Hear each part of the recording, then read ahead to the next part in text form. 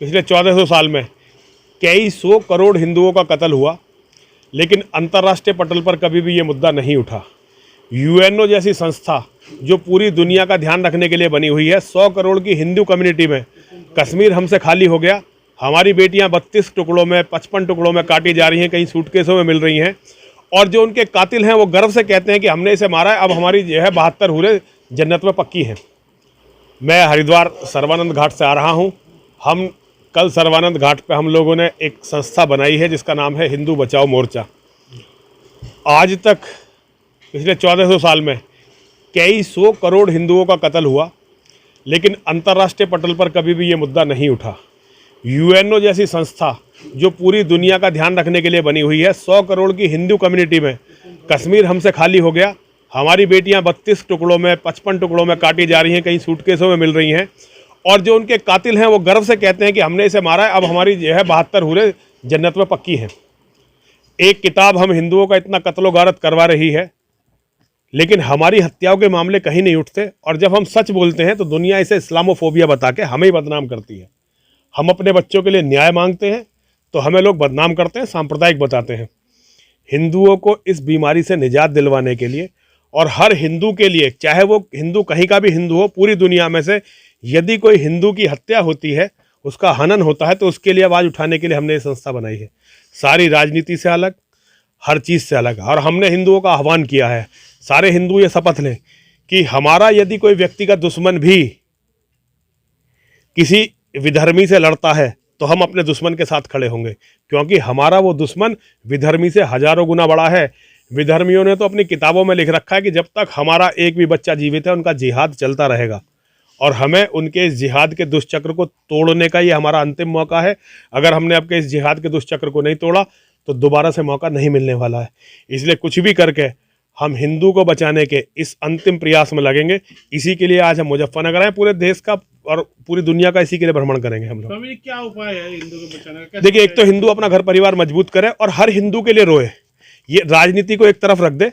हिंदू आपस में सारे मतभेदों को अलग कर दें। जैसे मैं खुद ये शपथ ली, कल हमने गंगा जल अपने हाथ में लेके खुद ये शपथ ली है कि अगर कोई मेरा व्यक्तिगत दुश्मन भी है, व्यक्तिगत दुश्मन, चाहे उसने मेरा कितना ही नुकसान पहुंचाया है, अगर जरूरत पड़ेगी कभी तो आत्मरक्षा के लिए या सम्मान की रक्षा के लिए मैं स्वयं उसका वध करूंगा।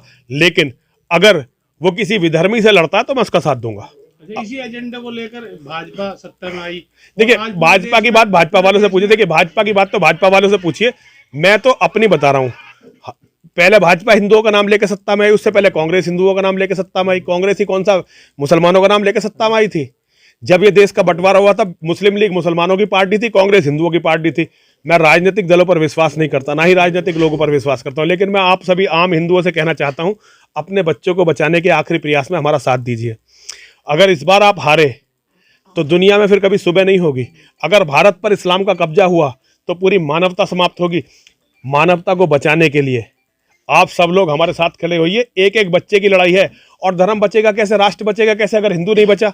सबसे जरूरी है हिंदू को बचाना। हिंदू बचेगा तब राष्ट्र बचेगा, हिंदू बचेगा तो सनातन धर्म बचेगा। हिंदू खत्म तो पूरी मानवता खत्म। अगर ये देश इस्लामिक हुआ तो ये दुनिया के लिए सबसे बड़ा खतरा होगा। हम यूएनओ में भी ये बात रखना चाहते हैं, सारे अंतर्राष्ट्रीय मंचों पर ये बात रखना चाहते हैं। अगर मैं अकेला बोलता हूँ तो मेरी आवाज़ कमज़ोर है, लेकिन अगर सारे हिंदू मेरी आवाज़ में अपनी आवाज़ मिलाते हैं, मैं हिंदुओं से कहता हूँ, कुत्ते भी तुमसे अच्छे हैं, कौवे भी तुमसे अच्छे हैं, चिड़िया भी तुमसे अच्छी हैं। अगर एक चिड़िया मरती है तो सारी चिड़िया रोती हैं, एक कुत्ता मरता सारे कुत्ते रोते हैं, एक गिद्ध मरता सारे गिद्ध रोते हैं। हिंदू इतने गिर चुके हैं कि एक हिंदू मरता बाकी सारे राजनीति करते हैं। लाशों की राजनीति हिंदू करता है, इसलिए हिंदुओं का ये विनाश हुआ है। हिंदुओं को अभी से बंद करना चाहिए, इसका पश्चाताप करना चाहिए, अपने भगवान की शरण में चलना चाहिए। भगवान का नाम लीजिए, महादेव की शरण में जाइए, यज्ञ की शरण लीजिए और धर्म की रक्षा करिए, अपने परिवार की रक्षा करिए, अस्तित्व की रक्षा करिए। आपका अस्तित्व आपकी 100 करोड़ की कौम से है। एक एक हिंदू अगर यूं ही मारा जाता रहा कुत्ते की मौत, एक एक बेटी हमारी अगर यूं ही मारी जाती रही, तो वो दिन दूर नहीं जब दुनिया हिंदू विहीन होगी। पहले हिंदू विहीन होगी, फिर मानवता समाप्त होगी। इसलिए मेरा सभी से अनुरोध है कि लोग हमारा साथ दें। उसके समर्थन के लिए हम सब पूरे भारत में जाएंगे।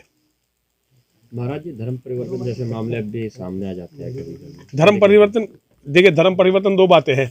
एक तो किसी हिंदू का किसी दूसरे धर्म में परिवर्तन होना, एक ये है कि जो हिंदू दूसरे धर्म में परिवर्तन हो गए थे अब अपने घर वापसी कर रहे हैं। धर्म परिवर्तन अगर अपनी मर्जी से हो रहा तो मैं उसका विरोध नहीं करता, चाहे कुछ भी हो। घर वापसी एक बहुत अच्छा है। जो लोग दूसरी जगह जाकर पछता रहे हैं, दूसरी जगह जाकर रो रहे हैं, अगर वो अपने घर वापस आते हैं तो उनका बहुत बहुत स्वागत किया जाना चाहिए। हिंदुओं को सबसे पहले अपने अंदर के जातिवाद को ख़त्म करना चाहिए। ये जातियों का जो जहर हमारे अंदर भरा हुआ है, जब तक ये भरा रहेगा हमारी बेटियों की यही दुर्गति होती रहेगी, हमारे बेटों की यही दुर्गति होती रहेगी। क्या लगता है जो राजनीतिक लोग हैं वो जातिवाद का देखिए, राजनीतिक बात तो राजनीतिक जाने, लेकिन राजनीतिक भी बचेंगे नहीं। है ना देश में राजनीति से, इसके देखिए, अलावा अब आपका नहीं है ना कुछ भी, अब क्योंकि देखिए, सब कुछ राजनीति अब देखिए में सब कुछ राजनीति का, अगर हिंदू सब कुछ, देखिए पूरी सभ्य दुनिया में राजनीति जीवन का एक पार्ट होता है, लेकिन हिंदू एक ऐसी बदकिस्मत कौम है जो राजनीति को ही सब कुछ मानती है।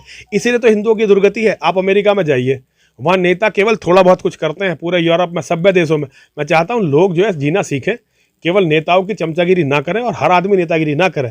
हर आदमी की नेतागिरी की चाहत हिंदुओं को बिल्कुल बर्बाद करके छोड़े, बचेगा कुछ नहीं। मुजफ्फरनगर में जितने हिंदुवादी संगठन है आज परेशान है सब।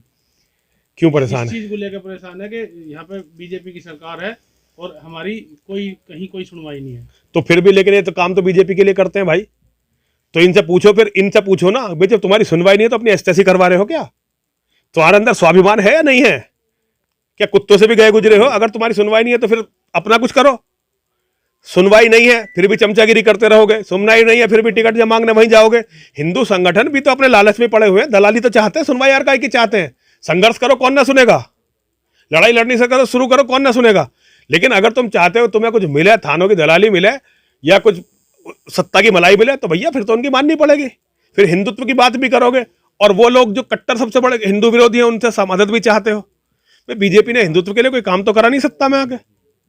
तो भाई अगर उनकी मदद चाहते हो तो उनके रंग में रंग जाओ, फिर हिंदुत्व की बात ही मत करो। जैसे वो चाहते हैं, जब चुनाव आएगा जब वो भी कर लेंगे, फिर कुछ सैनिक मारे जाएंगे, फिर एक सर्जिकल स्ट्राइक हो जाएगी, इस तरह का कोई ड्रामा हो जाएगा, फिर सरकार आ जाएगी, फिर सरकार की दलाली करो।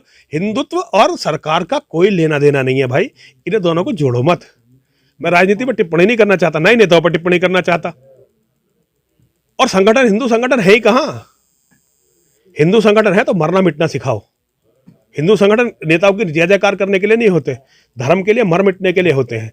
मैंने तो अभी हिंदुस्तान में किसी को धर्म पर मरने मिटने को तैयार देखा नहीं। ठीक है।